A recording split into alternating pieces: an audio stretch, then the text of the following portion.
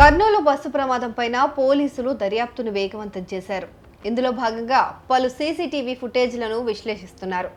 అయితే శివశంకర్ బైక్ ప్రమాదానికి గురైన సుమారు 10 నిమిషాల తర్వాత వేమోరి ట్రావెల్స్ బస్సు దాన్ని ఢీకొట్టినట్లు పోలీసులు గుర్తించారు. ఆ 10 నిమిషాల్లో సుమారు 19 వాహనాలు ఆ మార్గంలో ప్రయాణించినట్లు పోలీసులు తేల్చారు.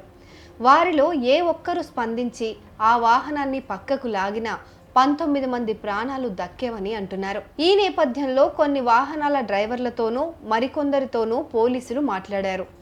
బైక్ రోడ్డుపైన ఉండటాన్ని తాము చూశామని, దాని పక్క నుంచి వెళ్ళిపోయామని వారు చెప్తున్నారు. మరి అంతమందికి కనిపించిన బైక్ కావేరీ ట్రావెల్స్ బస్సు డ్రైవర్కు ఎందుకు కనిపించలేదు అనేది ఇప్పుడు ప్రశ్న.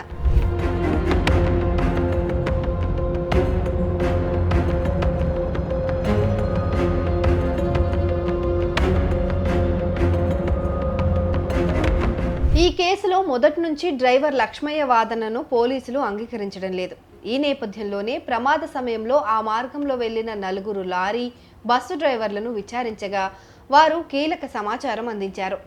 రోడ్డుకు అడ్డంగా ఓ బైక్ పడి ఉందని, స్పృహలో లేని యువకుణ్ణి మరో వ్యక్తి పక్కకు లాగడం తాము చూశామని వారు చెప్తున్నారు. వెంటనే బైక్ను తప్పించుకుని తాము ముందుకు వెళ్లిపోయామని పోలీసులకు వివరించారు. అంతమంది డ్రైవర్లకు కనిపించిన బైక్ లక్ష్మయ్యకు మాత్రం ఎందుకు కనిపించలేదన్న దానిపైన పోలీసులు అనుమానాలు వ్యక్తం చేస్తున్నారు.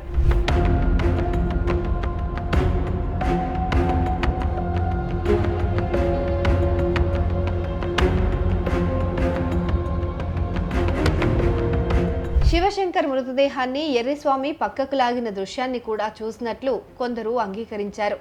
శివశంకర్ చనిపోయాడని తాము అనుకోలేదని, ప్రమాదంలో స్పృహ కోల్పోతే పక్కకు లాగుతున్నాడేమో అని భావించినట్లు పోలీసులకు వివరించారు.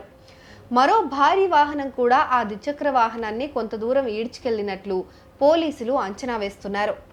వర్షం పడుతుండటంతో తాను బస్సును ఆపలేదని Rayadurgam depot RTC bus driver తెలిపారు.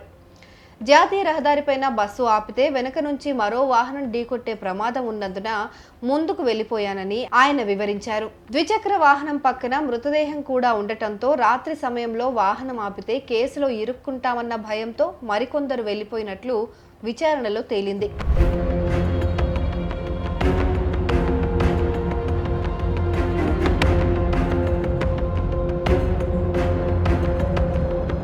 ప్రస్తుతం ఈ కేసుకు సంబంధించి రోడ్డు రవాణా, అగ్నిమాపక, ఫోరెన్సిక్ విభాగాల నుంచి నివేదికలు అందాల్సి ఉంది. అవి రాగానే దర్యాప్తు ఓ కొలిక్కి వస్తుందని అధికారులు చెబుతున్నారు.